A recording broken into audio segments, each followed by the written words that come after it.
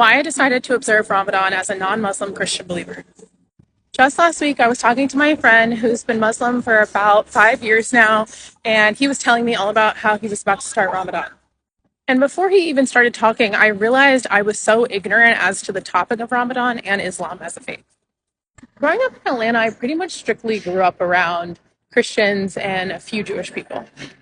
But my parents really emphasized traveling from a young age, and they also weren't from the South, they're from the North, and they're both first generation immigrants. So understanding other cultures was always really top of mind. Even when we traveled, it was always about learning that differences aren't less than. And I feel like at its core, that's always been what drives me in terms of understanding other religions, other cultures, my love for languages. I just really want to understand the lens through which other people view this world. So at bare minimum, I walked away from that conversation with my friend knowing I at least wanted to research more about Ramadan. And after researching it for literally an hour and a half, obviously that's not a very long time, but it was enough for me to realize that there are so many similarities to principles I grew up on within Christianity, like Lent and other periods of fasting that are common within Christian faith.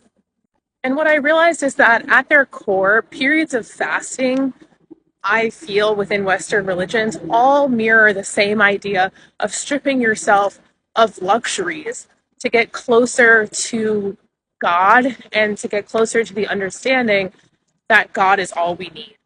And basically to make us more grateful for all of the unnecessary add-ons that we have in life. Now, I will say Ramadan is definitely a much more intense fast comparatively to, say, Lent or some of the other fasts that I grew up on. And honestly, I don't have an answer for you as to why I didn't just choose to fast and not align to Ramadan in its severity to me as an outsider, as a non-Muslim. All I can say is that it spoke to me when I needed to be spoken to. And I think that as a believer in any faith, you listen when you feel that calling. And so I did even more research on Ramadan as I started thinking that it might be something I want to do. And I just started to really gain appreciation for it and for this idea that we have so much to be grateful for. And this is an opportunity for us to understand that further and to give back.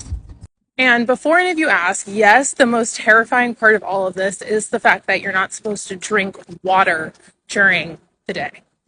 As someone who works long hours and stares at a computer screen for most of the day, the thought of going without water really frightened me in terms of limiting my capacity to do my job. And as someone who has no foundation in Islam and doesn't necessarily have much background on the exact story and reasoning behind the severity of the fast, I'd be lying if I said I wasn't considering drinking water. So naturally, I did more research into why you can't drink water.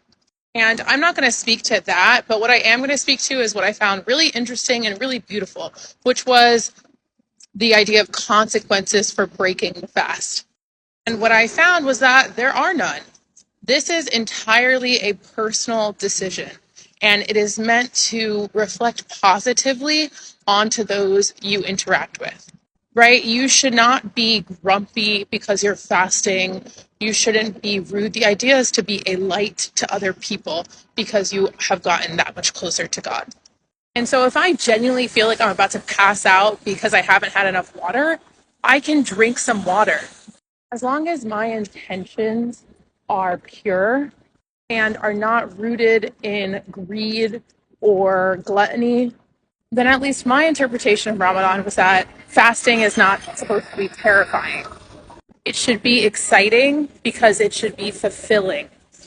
And I guess at the end of the day, that's why I'm participating in Ramadan as a Christian.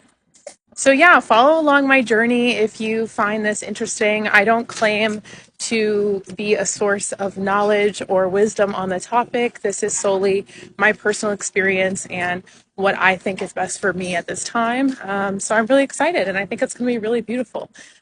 Yeah, follow for more. Bye, guys.